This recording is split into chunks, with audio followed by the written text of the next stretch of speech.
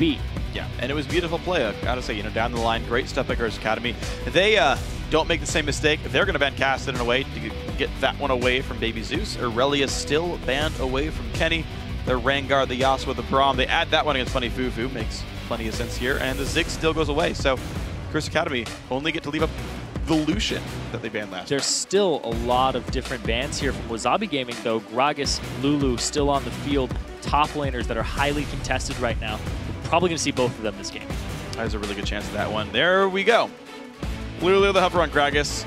Tristan actually still comes through for impactful, so Latman gets Lucian whenever he wants. And actually, pretty much, these guys could pick almost the same team comp on Wazabi Gaming if they wanted to. For the rest of it, I suppose. I don't know why I said that. But basically, like, the rest of what they went for is unbanned, so... and plus, like, they basically get the Lucian they wanted if they want it. Ziploc can still go for his Elise. Like, 10Q can still go for the Morgana. Right.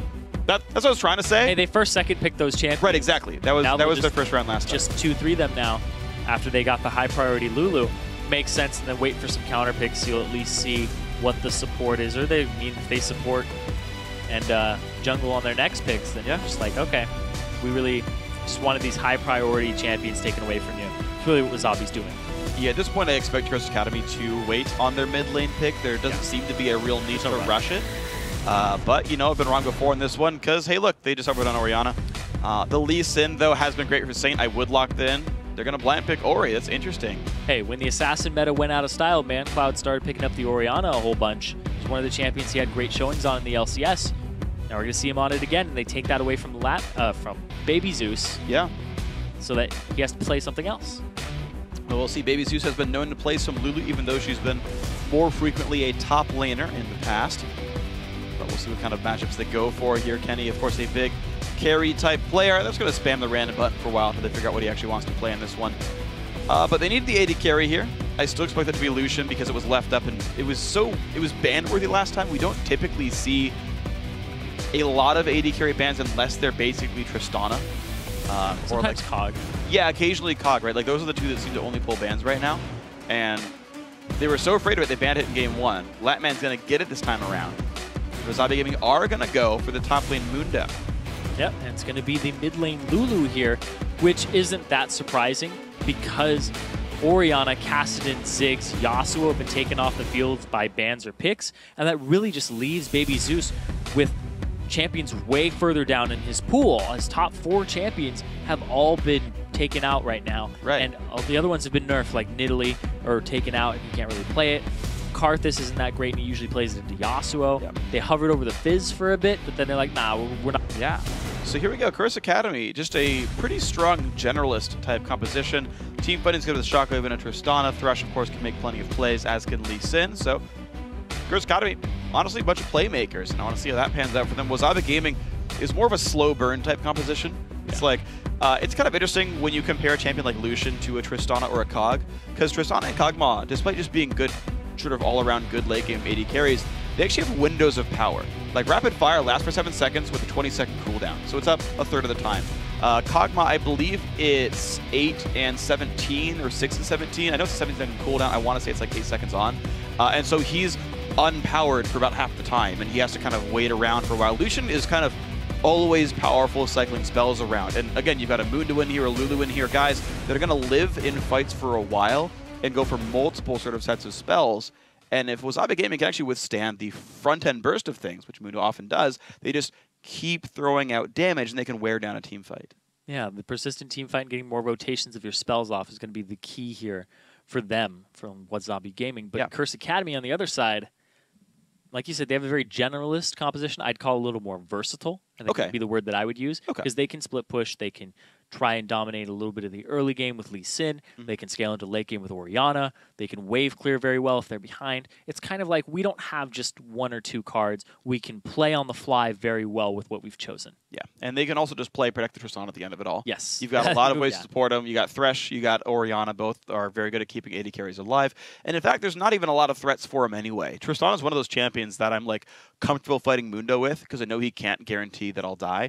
I can, and Explosive Shots is so good against it, etc., etc. There's so many good reasons to play Trist into Mundo. So I I'm actually a little bit worried for Wazabi Gaming then, kind of at the end of champs, like because I do think Curse Academy's lineup actually looks very strong. There's a lot of ways they can go with it, which you talked about, and Curse Academy look really good right now. Yeah, they look really good, and also they can pick people with Thresh. There's a whole bunch of stuff they can do. You're going to be starting to identify their win conditions pretty much mid-game because they most likely know what they're going to try to do. Yeah. And then once the lanes start going which way they go, if there's a lane swap, whatever the strategy is coming into it, you can adapt on the fly very quickly. And if you're Wazabi Gaming, you're looking at a comp like this and you're like, all right, what do we have to do? Because it's not very clear. It's not like protect the Kog'Maw, shut down the Kog'Maw before he gets going. Right. It's not a Caston, shut him down first. Camp mid, do this or that. It's kind of, all right, let's think about who we fear the most and how do we keep them down, or do we just crush lanes? They got some early game for themselves. What do they do with it? Well, that's a difficult thing here for Wazabi Gaming, actually. You talk about, what can the teams do with their compositions. There's not a lot of ways for Wazabi Gaming to go, right? You again talked about there's so many ways for Curse Academy to play it, and again, I'm just going to go back and say I agree with you, but I do want to talk about Wazabi because not only is their team fight this like tanky, slow burn where it will eventually work for them, but also like what's your playmaking? Like you can whimsy into a Dark Binding, like maybe you get like the Binding Cocoon combo, and that's not bad, but your targets are Mundo, right? Like Lee Sin, who can ward hop away. Orianna's the only non-mobile champion on that roster, and you've got a Thresh here to keep her alive. Like, you bind her, she shockwaves your team to disengage, grabs a lantern, and you peace out. Yeah, like, I feel like there's very few ways for Wazabi Gaming to make plays, to force the issue, to make things happen. It's like they have to be at Dragon, somehow make you stop harassing them, and then take the Dragon and go back to the lanes. It's going to be very difficult because it's kind of a like, chase you down, glitter lance, burn you with Mundo composition, whereas there's a lot of answers here between Orianna with the dissonance, with the shockwave. Gragas can disengage a fight completely. Thresh can save somebody. There's a lot here for Curse Academy.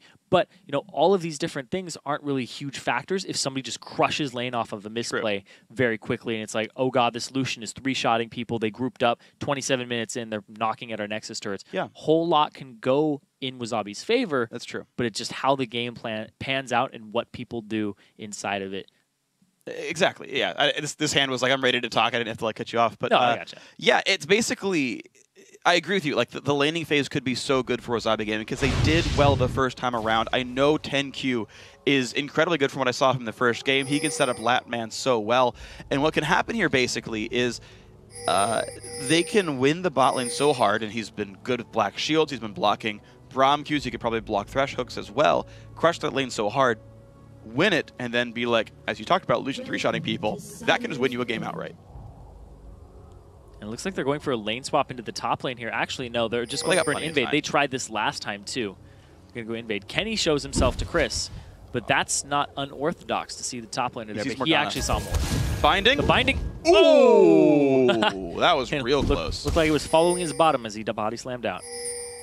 He's like sitting on it all the way, propelled him. Yeah. You run faster when things are chasing you. How that works. I mean, if I had a Dark Binding behind me, I would run fast. You book it faster, yeah. Try to get out of there. I would try really hard to not get Dark Binded. I don't have 180 health. Ooh. I would get one shot by that thing. Looking for an aggressive play at the start of this game by Wazabi. Ooh, lines up. Big damage comes through Kenny at half HP, but gets the cleaver on a Saint Vicious. Hook's going to miss as well. Saint, of course, does not have Ward Hop. He might have to flash this one. 100 health, gets the shield coming out. Glitter Lance lands. Bunny tanks the cleaver, and they're going to be able to stay away safely. Chris spots that out. He's going to peace out, too. Nobody blows any summoner spells. Saint's like, nope, GG. Not going to blow it. Not going to panic. Great presence of mind there to know the damage output. And he also got the shield from ManCloud, which actually doesn't put ManCloud too far behind in lane, because that's what you do as a level 1 Orianna most of the time when you're harassing. Yeah, a lot of the matchups are fine to go shields first and just go for the auto attack trade. Yeah. So it's not like going E first on Elise, being like, I can't do this. Or Lucian. Yeah, oh god. Yeah, I guess it's a bit better now, I guess, E first on Lucian. Yeah, but I mean, in this patch right now, you currently can't clear a wave and get level 2 first. No. You would totally get pushed in by the Tristana, and she hit level 2 and try to all-in you off a hook. In fact, this is a whole team of champions who don't want to start E at level 1 for Wazabi Gaming. Yep. Curse Academy can do it on all of them. All of them are happy to start with E. Yeah. There you go. Information granted. A lot of them actually want to start with E. Yep. But we're going to look at the players get more levels before they really fight. So now ManCloud has Q as well. I feel like he would never go Dissonance Protect, but hey. Doesn't matter in this case. You didn't get it. I don't want to move the ball around. I just want to walk on things. Want to walk on things. Melee Orianna, new strat. Don't run Q.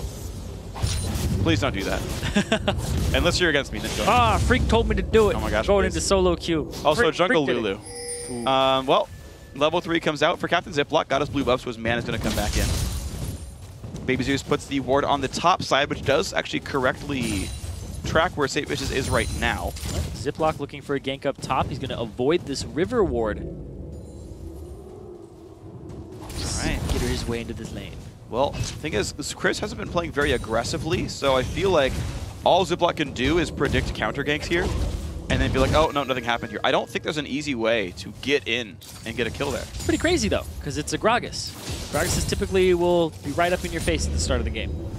But it's been Kenny who's been pushing. And to be honest, I think this is fine because Gragas can last hit under turret very well. He's got all of his cooldowns can be used to last hit no ward. Easily.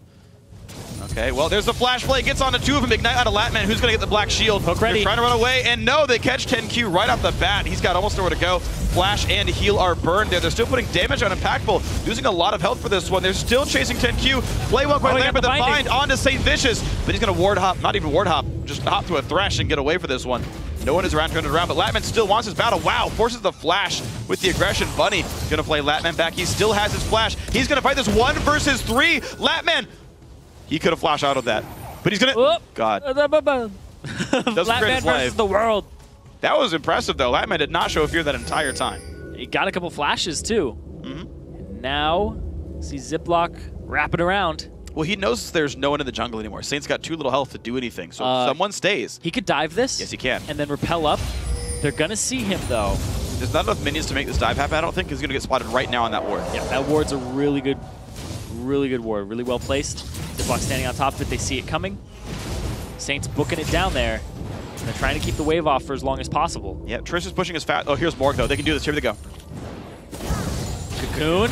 Damage because he's got to repel like right. Ooh, perfect repel. Thank you. Pulls aggro though in towards Impactful. It's okay if he dies. It's going to be the kill. The rocket jump. He can kill Ziploc. He goes in. Oh my gosh, that was close. Ziploc with a mid-air auto attack. That was like 10 HP. Literally Wow. 10. That was ridiculous. Oh, so I got that game right back in for Wazabi. They got the 2 kills onto Ziploc at the start of the game on the bottom lane, not putting the same attention middle. We're going to take another look at that. Cocoon, right as the hook comes out, he's able to repel. Oh, he actually got killed before the hook landed, so he didn't even throw it out. This was huge. He gets a shot in the back, and bam. Wow. The rocket jump landed, just couldn't get the auto attack down quite. So, Wazabi Gaming looking a bit better now. 400 gold up. I'm Kenny Yu up 7 CS in his lane, so that's the same as before. The mid laners treading water, 42-42, the exact same as last time. And right here, Latman up 15 CS over the Tristana. Once again, we've got the same situation going on here where, guess what, guys? Bottom lane's winning a little bit, top lane's winning a little bit, mid lane's holding equal.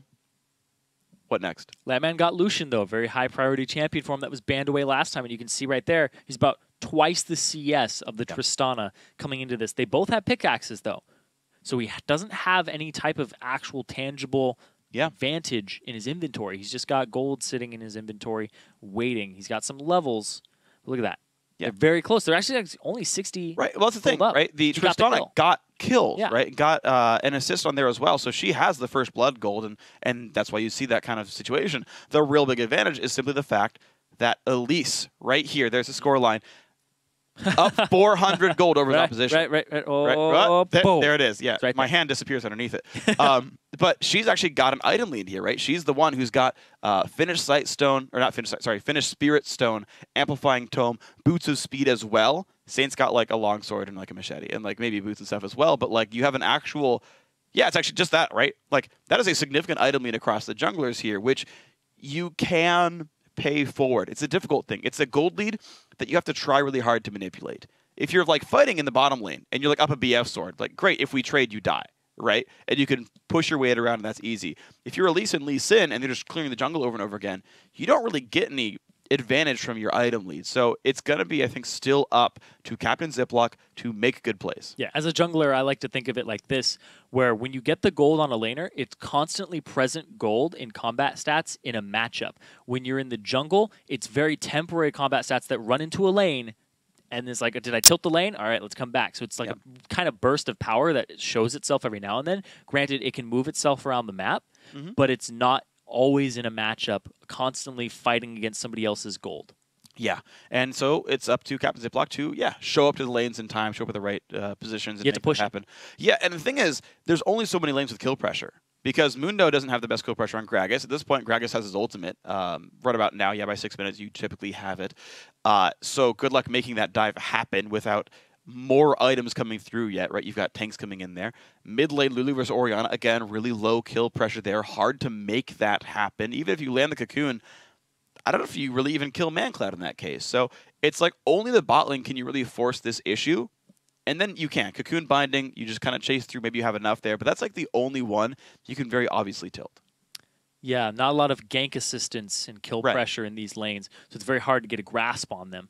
That bottom lane, though, we almost saw that gank completely turned around by Latman, who's like, all right, I'll actually get 3 people low. And then they took complete advantage of that. And Ziploc being right in time for that. And St. Vicious identifying how important this bottom lane is, and he's already on the way down here. Health bars are full for Wazabi. I should say 3 of the 4 summoners up for the Wazabi Gaming bottom lane. Impactful has all of his, and there's the push on in. Ooh, dashed away from the Q hook. Actually misses 10Q right here. Nothing gained. Ziploc just clearing his jungle, saying they can all just fend for themselves. Even in the bottom lane, but there's a little bit of a bigger wave in Curse Academy's favor. So Latman has actually more CS to pick up for himself if he can last hit on the turret. Should be pretty doable. Looks like he's going to stay safe on this one. And so here's the real test then. I feel like waiting for late game is not the easy play here for Wazabi. Just because I feel like it's going to be hard to get to that stage of the game because Curse Academy has so much playmaking potential there. Ooh, wow. Kenny actually forced the ulti out of Chris, but he juked backwards just in time to dodge that one. And so here's the battle. Yeah, he's actually a level up right here. That's actually one of the advantages that doesn't show with the gold lead. But Latman was part of so many kills and so many more minion deaths that he has a level lead on Trist. And you can see him forcing Impactful back. And really, that's actually pretty relevant right now. Yeah, pushing those extra stats that you got from the level and the extra ability and damage is really big in a lane. Especially when your support's both backed up to one-on-one. Fancy moves, goes back and forth. Okay, 600 gold lead is what happened basically after those kills went through. That's the actual number I want to track then to see who's playing better from that point on. 7.5 minutes in. Still, the harass coming through. 10Q getting the gold off of his Frostfang, whatever. So far, no one's made any big moves to control Dragon or to force any other ganks. We haven't seen stuff from Captain Ziploc just yet here. But now with this wave under the turret. Missed the cannon. Yeah, this is always the test. It's like when you have a cannon wave pushing in, both junglers say, hey, this lane could have a dive right now. Do I gank? Do I counter gank? Do I dive? Which of the 3 are we doing? And both junglers are going to decide, you know what? I'll back off. How about I farm? Yeah. Seems to be the way to go here. Kenny with his ultimate, Chris with no mana. He still hasn't backed yet off the first set of items. And actually, this might be enough money, enough damage to kill Chris. He will have to flash. He flashes early. Kenny, misses the cleaver. He did not wait for body slam. And that was the dodge that Chris needed to get away. He stays safe on this one. Ziploc actually doesn't finish killing the pink ward. He wants to stop his back. He had just enough mana for the body slam. He's getting collapsed on right now. Here they go. Oh, the setup. Kenny, he pulled aggro first. He goes down. He didn't need to. Captain Ziploc actually just going to get away for this one. They trade kills. But now he's on the wrong side of the map. Saint not going to chase him just yet. Ooh, we saw him go back over. It's that Sightstone paying off. Ziploc actually can beat him in a one-on-one. He's got pretty much lands the Q. The same combat. That's the problem. He's dead. He's gone. Yep. So that's the problem with going Spirit Stone, though. Yeah. Is there's no combat stat. Like, they literally have the same value of stats here. Actually, Saint has more because he has the health from the Ruby Crystal for the Sight Stone. Latman just stays with the turret, kills that one off. Bunny Fufu puts the Lantern in for Bunny Fufu. The ulti comes in for 10Q, though, and backs him off. It will complete for Chris. Jumping in, doesn't land the slow. Explosive Cask is up. He knocks him back. Beautiful shot right here. He's got flash. Q-Slow, good flash, gets away. 10Q dodges the hook as well. Perfectly played by Morg, and that is a turret here for Wazabi. They might actually go for the Dragon now. We'll have to see. Saint just got out of the base, and he's trying to run up. And yeah, the fact that he landed the Q and didn't hit one of the Spiderlings with it was actually really huge in that. It's a big part of Elise versus Lee Sin is, do you hit the Spiderling with a Q? If you do, you're usually going to lose. Yeah. Life becomes pain if that kind of happens. Kenny wants to teleport in to stop the dragon, and it is enough to force them back. Ziploc gets the stun on a Chris. Here comes Baby Zeus. Lantern comes out, getting him a little bit more to safety, and they will stay alive. Blue buff is up, and Curse Academy turn their attention there. That means Dragon could go to Wazabi. That's going to be a big gold burst for them, because they also just got themselves a turret. Wow, so look at that. Wazabi Gaming actually up 2,000 gold. We did talk about the bottom turret going down. In fact, minion waves crashed against the top lane outer turret before Kenny teleported in. He had actually shoved the wave, got all the pressure he needed for Chris leaving the lane, denied gold, denied XP, shows up very cleanly. The bottom lane, we saw the turret going down when the team grouped back up for Dragon. They had shoved the entire wave into the bottom tier 2, all that gold, all that experience going to waste. Wazabi making the right call. So suddenly this game, a complete 180 from game 1. Suddenly they're the guys going aggressive but making largely the correct choices. They're making the right map-wide movements, which is huge. The fact that Kenny is showing up at the right times now. Chris teleports doesn't get anything for it. Kenny teleports does. That's huge. Yeah, that's really big in terms of economy of summoner spells. And another thing here too, just talking about economy, 71 to 34 in AD carry CS, now a tangible BF sword in the inventory of Latman. That's going to be huge in these upcoming fights. It's one of the reasons why they couldn't actually fight that dragon because of that lead. We saw it too last time. Latman got a BF sword before his opponent, before Impactful had one, and then won a dragon fight off of it. And Curse Academy's like, we've seen this before. We're going to back off and then just try to come back later. Yeah, and I mean, if you go by the, sort of history repeating itself, Curse Academy generally tend to make better map-wide shot calls. If that is in your mind, you can say, okay, we'll give up some objectives. That was kind of the old counter-logic gaming way of playing the game. Say, look, we can give up dragons occasionally. It's only 1,000 gold. We'll come back later. We'll outplay them somewhere else. You can only do that so many times. 6,000 gold is a pretty large deficit to come back from. Right now, it's only a couple. It's, okay, 2K. That's not gigantic, but it does matter. But I have to question how long Curse Academy waits on this, because they have this really, really upsetting 34 CS at 10 for their AD carry. That is a ludicrously low score. Like mid-70s is what you expect, and surprise is what we see here from the AD carry of Wazabi Gaming. But the problem is, where does your win come from if you're losing in globals and your late-game carry isn't even getting money? Yeah, there's actually a lot of discrepancy here between everybody on the map. Yeah. Top lane, it's a 500 gold difference currently. Mid lane, it's pretty even there. That's where they're holding parity. Right. But then it's those AD carries. It's almost 800, almost 1,000. BF sword up in completion. Yeah. Just really, really big here, because if you actually look at it, Tristana, he's sitting on 400 gold. That means he's not going to have that BF sword for a very long time. 1,000 gold away.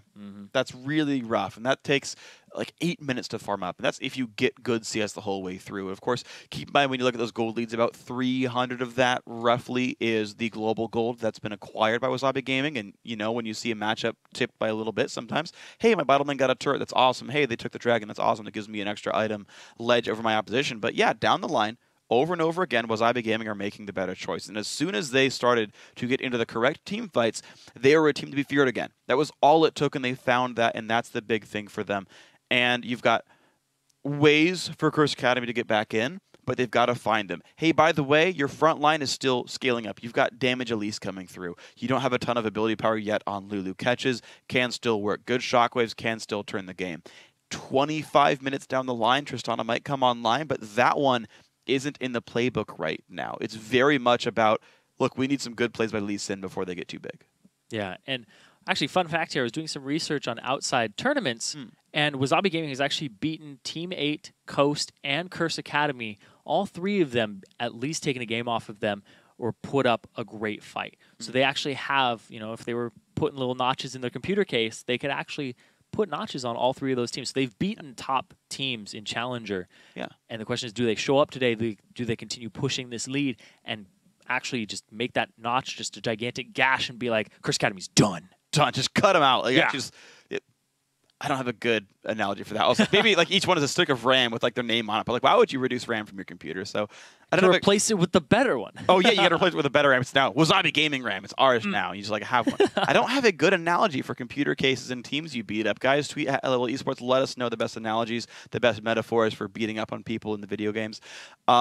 So of course we are on a pause right here. We're gonna get ourselves back in as soon as we can. Of course, you're still on Battle, aren't you? No, I was thinking about JD Wu. Why? What's the deal? With like sometimes you're trash canning somebody, you're dumpstering them. They got landfilled. Landfill is my favorite term for someone being bad, or you beating up on somebody. It's a good term. I mean, you got doublets. Everyone else is trash. You got to one up that and be like, everyone else is a landfill. That is so much trash.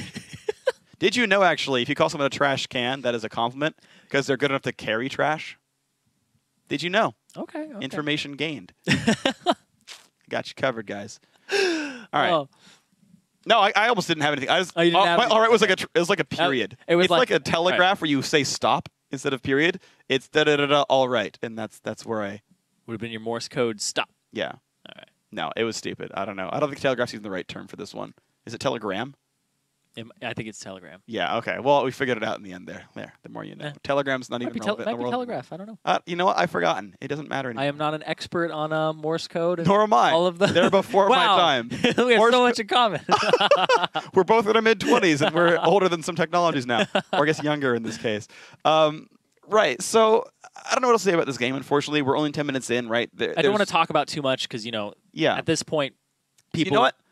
Let's go back to being analyst desk from LCS. All right. Because we had so many things we were going to talk about during that. And, of course, being that we have games to be played, like, we had to stop talking about them so that, like, CLG could, like, play a match. And, I mean, I guess if you really think Doublelift and Co. are more important than us, then I guess we'll play games instead of talking. But they've been gracious enough to pause for us so we can talk about things some more.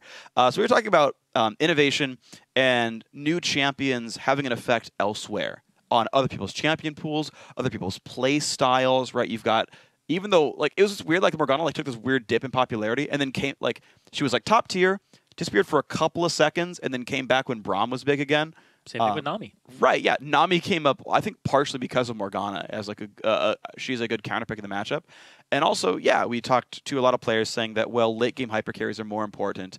And there's one thing, actually, that concerns me about this, is they're like, yeah, you can lose the laning phase now because you have a late-game hyper carry. And, like, if that's your mindset... where you can just like pick garbage matchups and just pick peel everywhere, you can just lose a 20-minute game. Yeah. Like, they'll just take dragons on you, and you don't have the gold to come back in. Yeah, we've seen a lot of teams attempt this, and I think it's one of the ways that Team 8 actually beat LMQ back when it was Challenger. It was like, we have Lucian. We have all of these early game team fighters. It's like, oh, we beat you in 27 minutes. What's up? Yeah. And that's a pretty big concern. Because, hey, suddenly you pick these aggressive early game divers. Like, what if Rammus comes back? Now, I don't think Rammus is great against Trist, like, specifically, because I think she has the tools to, like, outplay that, or you bring the cleanse back on 80 carries, which we saw, and those are really good ways to deal with that. But you've got a lot of interesting crossover, because you have champions like Xerath who are coming out that are big now, and if he doesn't have any big escapes, champs like Vi, and, of course, you love Jarvan, get even more important because they have guaranteed ways of reaching that pool. And you can only Zhonya's or die. Yeah, and it's kind of like when we saw Resurgence just in Fate, here comes Fizz again. Yeah. Xerath, it's like, okay, maybe Zed will become a thing. If you can dodge skill shots, who can start with boots early? Yeah, true. Like today we saw Voyboy playing the Tristana into a Xerath matchup and starting boots 3 potions. So he could dodge everything. And he didn't even die that game. Yep. So, impressive stuff for the man. We are back in, though. And Wazabi Gaming going to be nice and happy here as they sit on this 2.3 thousand gold lead. Wards start coming out around the Baron area. Lantern comes out. Ooh, St. Vicious has to flash the binding, though. Bunny Fufu trying to save him on this one. So 10Q is roaming out of his lane, warding other sides of the map. I want to know what the top lane or the top river wards are going to be for as time progresses here, but I guess we'll see in the future. I don't think we are going to see, though, because excessive pause time has been called. Oh, that's going to be unfortunate. Academy. Yeah, so unfortunately, guys, Curse Academy is going to have to forfeit this game due to excessive pause time. So now the teams are going to be tied 1 game apiece. We'll be taking a quick break, but when we return, it's the